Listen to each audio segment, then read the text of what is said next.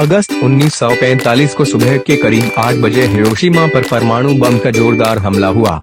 ये हमला इतना जबरदस्त था कि कुछ ही पल में 80,000 से ज्यादा लोगों की मौत हो गई। बम धमाकों में इतनी गर्मी थी कि लोग सीधे जल गए। 1 मिनट के भीतर हिरोशिमा शहर का 80% हिस्सा राख हो गया। अगर दुनिया में परमाणु युद्ध छिड़ जाए तो न्यूक्लियर विंटर के हालात आ सकते हैं। इसमें सूरज धूल और धुएं से ढंक जाएगा और पूरी दुनिया में गहरा अंधेरा छा जाएगा।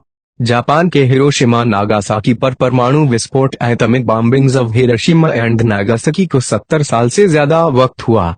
अब भी वहां की पीढ़ियों पर इसका असर बीमारियों के रूप में दिखाई दे रहा है। यूनाइटेड नेशंस के मुताबिक अब दुनिया में 22,000 से ज्यादा परमाणु हथियार एटॉमिक वेपन है। परमाणु शक्ति रखने वाले कई देशों के बीच नॉर्थ कोरिया लगातार अपना न्यूक्लियर पावर बढ़ा रहा है।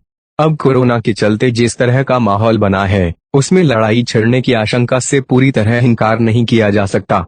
वैसे ये लगभग नामुमकिन ही है कि देश न्यूक्लियर पावर का इस्तेमाल करेंगे, लेकिन तब भी कई देशों की आक्रामकता के चलते यूएन इस बात की चिंता जता रहा है।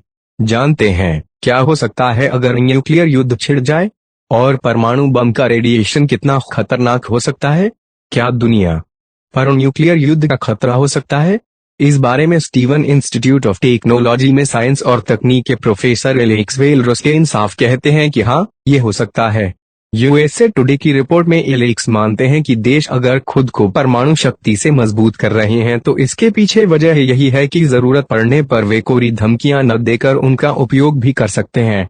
जब तक परमाणु हथियार है, तब तक उनसे युद्ध का डर बना रहेगा। परमाणु बम गिरने के पहले कुछ मिनटों में क्या होता है, 10वें सेकंड से भी कम समय में जिस इलाके पर यह गिरेगा, वहां की जमीन आग की तरह धधकने लगेगी।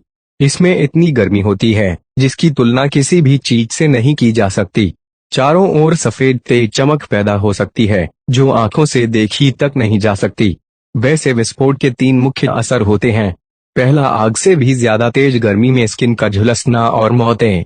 दूसरा और बेहद खतरनाक असर होता है रेडिएशन का। ये दिखाई नहीं देता, लेकिन सैकड़ों हजारों मौतें तुरंत हो जाती हैं। शरीर पर न्यूक्लियर रेडिएशन का क्या असर होता है? न्यूक्लियर बम से जो रेडिएशन निकलती है उसे आयोनाइजिंग रेडिएशन कहते हैं। इस बारे में नेशनल कैंसर इंस्टीट्यूट के रेडिएशन एक्सपर्ट स्टीव साइमन बताते हैं कि इस रेडिएशन से गामा किरणें निकलती हैं। वे एक्सरे की तरह ही होती हैं, लेकिन उससे कई गुना ज्यादा खतरनाक होती हैं।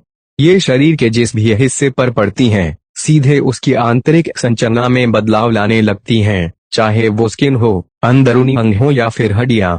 इंसानों पर असर डालने के साथ गामा किरणों का असर पेड़ पौधों, पशुओं और पानी के स्रोतों पर भी होता है। एक बार इनमें पहुंचने के बाद इसकी चेन शुरू हो जाती है जो गंभीर नुकसान पहुंचाती है।